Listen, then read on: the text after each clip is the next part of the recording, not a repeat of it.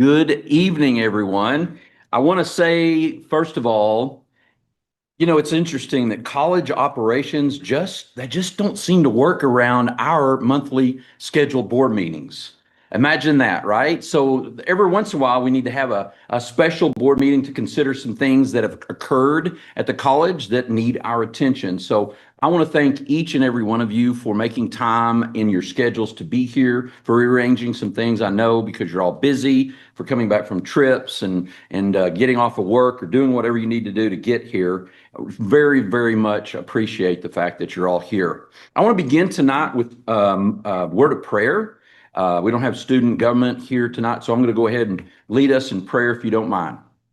Heavenly Father, we thank you so much for this opportunity to come together as Regents to move this college forward in the way that you would like it to go. Thank you for combining these talented people together in this one room to do that very thing, to make this college as good a college as it can be, and even better than that. Thank you for being in the room this evening. Give us all your wisdom, your discernment, your strength. We cannot thank you enough for being with us each and every day. Thank you for your son, Jesus. And please let us have a wonderful board meeting this evening. And it's in Jesus Christ's name we pray. Amen. So I want to go ahead and begin with item number one, which is the update on some of the building construction projects. We've kind of looked up and we haven't really had a whole lot of updates recently. And this is going to be a very detailed update about the building projects that we've had in our bond projects. And I'm going to turn it over to Jamel, who's going to lead us through this discussion.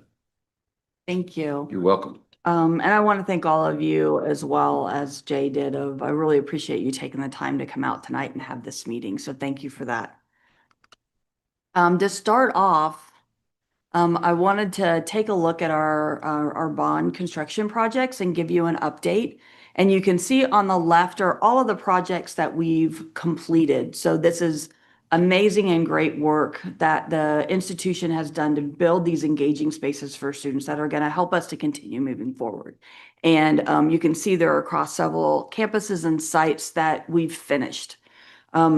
Also, you'll see that we have two projects that are remaining that are very close to being finished. The Student Life and IT Centralization, that's in the Ware Student Commons on the 3rd and 4th floor. That one's about 96% complete. So we're very close at finishing that. If you look at any expenses that we have in addition to the retainage that we've held out, we have about 1.8 million still to pay on that.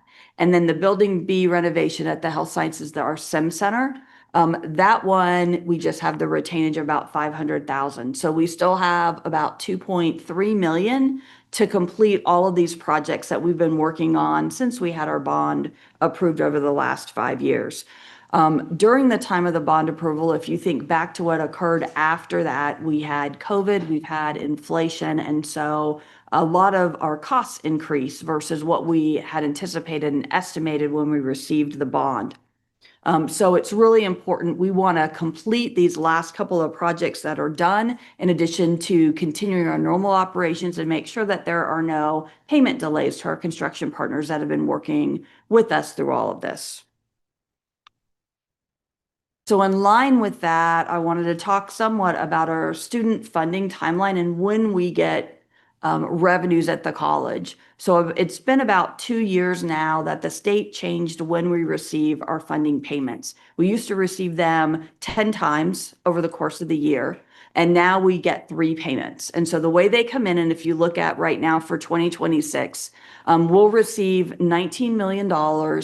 We have our first 50% that's due to come in October 15th at 10.2 million. And then we have 2 25% payments. So we have in February should be 4.5 million. And then in June, we should receive the other 4.5 million. What's Really important to note about this, though, is that the funds don't always come in as we expect them to. So we've had situations before where they don't come in line with exactly that deadline and that date. And we've also had situations where they give the funding, but then we don't get all of it. So for example, recently in our last payment of last year that we received, at the time we only got, I think it was about $2 million.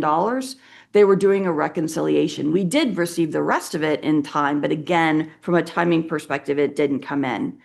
In addition to this revenue source, we have our tax revenues. They start coming in about the end of December is when we see them after Christmas. And then our next kind of, well, tuition for spring will start trickling in towards the end of fall. Our next major flow of tuition and fee revenues are going to be coming in about the first 2 weeks of January when we expect to see them. And so obviously that with this, the timing of our pay versus when items and different things are due is kind of what we've been looking at, which brings us to our meeting tonight and agenda item 3.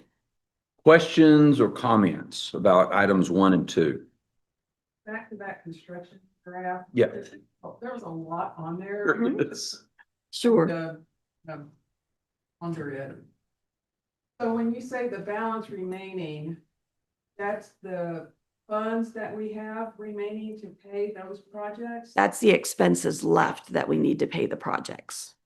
So we have utilized all of the bond money that we received, and been finishing out these projects. And so then this is the additional 2.3 million that's remaining. Can you all see this? Can you all see that back there? Okay. I just want to make sure everybody sees the big picture and has a chance to look at everything that we've done with the bond money and some more. Because as Dr. Connor said, COVID hit, prices went up. We had to deal with this in certain way where it was more than we thought it would be. But look at what all we've done so far. All of the buildings that we've enhanced, buildings that we've created, First Responders Academy, to the ACE or AC Enrollment Center, to this little gym right over here. That, by the way, the volleyball team did a great job last night, and it was exciting. They won the first 2 sets, and I was like, oh, we get to go home early. Oh no, we went to a 5th set and just had to get a little more drama in there, but we won. But there's been so much that we've done to enhance this college, to make it more student-centric, if you will, and to bring it to the community as a place where people go to it because they know that, unlike say, well, I'll go there just to get my basics. Now people are coming here because they know the quality of education, and it's because of everything that we've done. The staff, the faculty, just the college in general has been uplifted by this bond. The community voted for this, and look at what we have done in this time that we've had over the past 4.5, 5 years. Been amazing. So Yes, that adds up more than. it does. That 89. Correct. It does. Yeah. So we still have $2.3 million left to go. I don't know when the timing of that will be. But I haven't been out to the Health Sciences Center to see the sim lab yet, but I saw a video of it. It's amazing. And it was like, why haven't I been there yet? Because it's so cool looking. Have you been out there? Man, we've got to get out there. We need to have a tour of that coming up. So, other comments or questions? Does everybody understand the state funding timeline conundrum, if you want to call it that? You know, when you're used to getting paid 9 or 10 times a year, you're like, oh, there's allowance coming in, and now it's like, oh, we gotta wait for that to come in. And so that's kind of where we are at this point. Other things. Yeah, Jeff, go ahead. I've just got a comment, and I asked Dr. Proffer here if, what was the original bond, and he said it's something in the neighborhood of $90 million. Yeah. So if you've got a $2.3 million expense at the end of a $90 million bond during the 5-year period you're describing, that's pretty remarkably great work. It is. The inflation in the construction industry has been outrageous over that period of 5 years. And if that's what your bogey is, then somebody in this institution's done a really fine job of managing construction expenses, would be my comment. Well, we had, just like Annette mentioned, we have in completing some of those other projects, we have spent beyond the original bond amount, but the 2.3 million is what's remaining now. Yeah. Well, nonetheless, that'd be my first comment. The second comment is I'm in every day I'm in an industry that deals with funds from either federal or state sources. And I'm encouraged to know that your cash flow with the state is consistent with what we see in healthcare. Consistently Yes, inconsistent. Yes.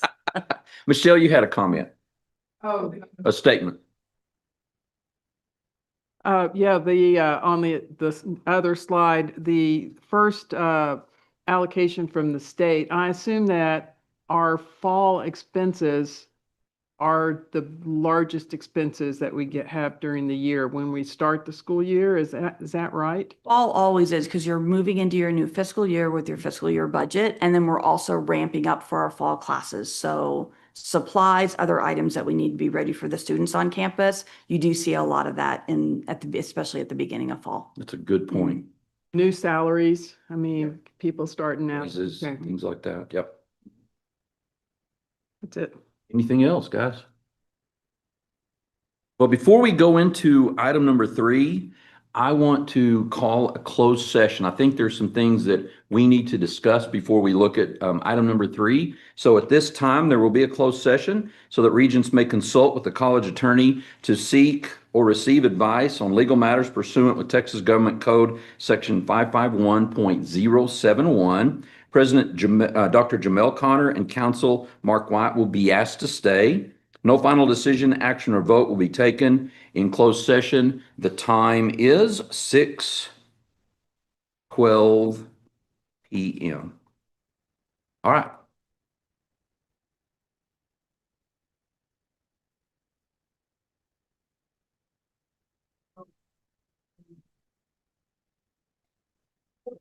No.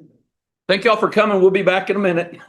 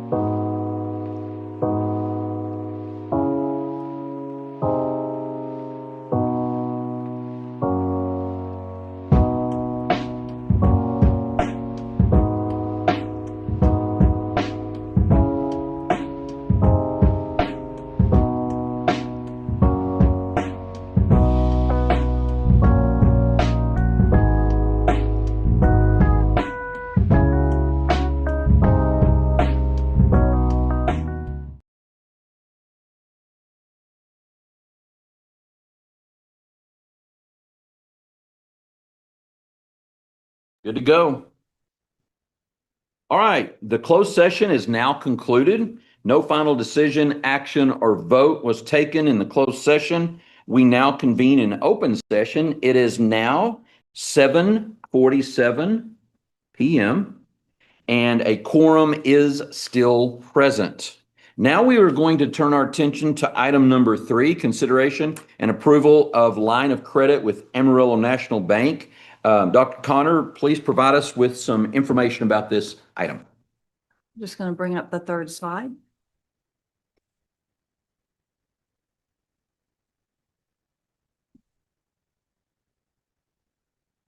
Thank you.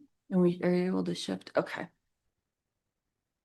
So based on the 2 agenda items that we previously walked through in my recommendation of us establishing a line of credit, really looking at that as being a prudent move for the college. It's standard practice at several institutions, and a lot of places also look at it as a show of fiscal responsibility and good health for us to have them. What I put up on the screen is just to talk about some of the practical and strategic reasons that we should have a line of credit. One is our cash flow stability, so it bridges some of those timing gaps that might occur. Also for emergency preparedness. So if we have something like a disaster that happens and while we're waiting for some funding to come in, or we have a critical facility need, that's something that then we could tap into temporarily to utilize. There's cost savings and efficiencies with a line of credit, and Mark's gonna walk us through the terms proposed for this one. It's a lower interest rate and you only pay for what you're using at the time. It gives us operational flexibility, so it gives us liquidity for operations so that we can continue our capital and technology upgrades without delays due to some of these reasons. And improves the financial planning and credit worthiness. It shows our fiscal responsibility and enhancing our financial reputation that we have a contingency plan in place. And my understanding is that in prior years, at one point, the board had approved a loan for us to build the greenhouse, which we could have maintained after the fact. But that's just an example of in the future, if we had an opportunity like that we needed to move quickly on, this would give us the flexibility with the credit line to be able to address that. And then finally, just with strategic execution, that allows us again to pursue our initiatives in a timely manner and keep moving forward, especially with the momentum that we have at AC. So Mark, would you want to run through the terms of the line of credit? Sure, the Amarillo National Bank their loan committee has approved this line of credit.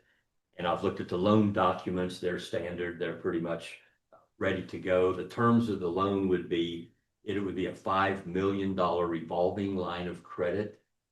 The interest rate is the Wall Street Journal Prime less 1%. Floating basis, right now that'd be 6.25%.